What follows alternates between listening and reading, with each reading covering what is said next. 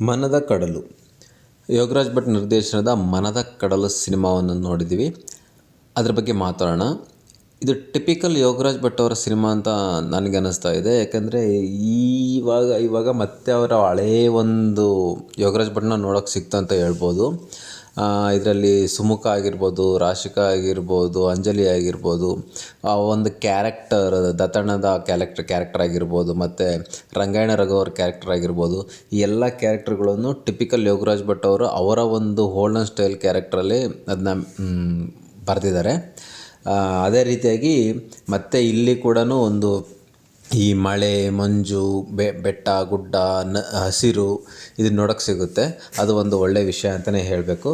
ಆದರೆ ನನಗೆ ಕಾಡದ್ದು ಒಂದೇ ಒಂದು ಪ್ರಶ್ನೆ ಅಂದರೆ, ಇದು ಒಂದು ಸೇಮ್ ರಿಪೀಟ್ ಟೆಂಪ್ಲೆಟ್ ಆಯಿತಾ ಅಂತ ಅನ್ನಿಸ್ತಾ ಇದೆ. ಯಾಕೆಂದರೆ ಈ ಟೆಂಪ್ಲೆಟಲ್ಲಿ ಆಲ್ರೆಡಿ ಅಂದರೆ ಈ ಥರದ ಕ್ಯಾರೆಕ್ಟರ್ಗಳು ಭಟ್ರ ಸಿನಿಮಾಗಳಲ್ಲಿ ಎಲ್ಲ ಸಿನಿಮಾಗಳಲ್ಲಿ ಇದೇ ಥರದ ಕ್ಯಾರೆಕ್ಟರ್ಗಳೇ ಇದ್ದೇ ಇರ್ತವೆ. So same character, same kind of ಒಂದು ಚಿತ್ರಕಥೆ ಅಂತ ಅನ್ಬೋದು, ಅಥವಾ ಸ್ಟೋರಿ ತಗೊಂಡೋಗಿರೋಂಥ ರೀತಿ ಆಗಿರ್ಬೋದು, ಎಲ್ಲ ಸೇಮ್ ಅಂತಲೇ ಅನ್ನಿಸ್ತಾ ಇತ್ತು.